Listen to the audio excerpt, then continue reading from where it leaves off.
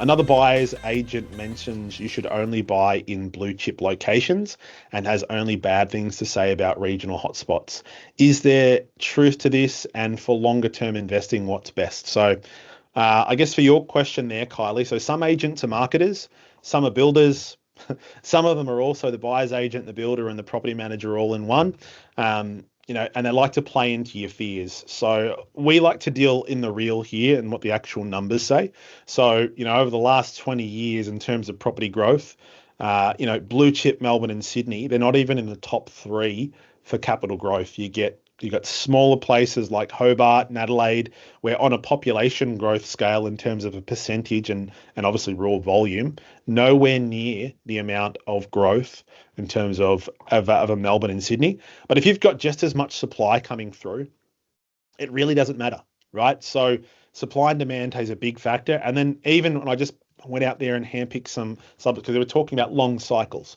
Well, here's Potts Point. It doesn't really get much more blue chip than that in terms of proximity to the city. The last 10 years, it's had a 3.2% growth rate on houses.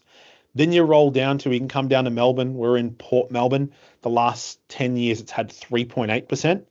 But then you go into, your, I won't say it, I'm trying to sort of, your crap holes in regional locations.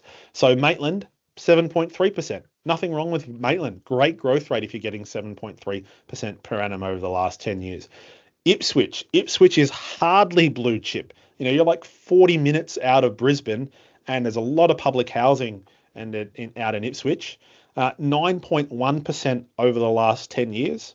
Then you can go to places like Craigmore out in the northeast area of South Australia as well, another 8%. So, look, it's great if you're a marketer and you know that you can play into people's fear, because that is the number one concern I think we get with clients when they come in and they go, oh, well, are these regional towns actually going to grow?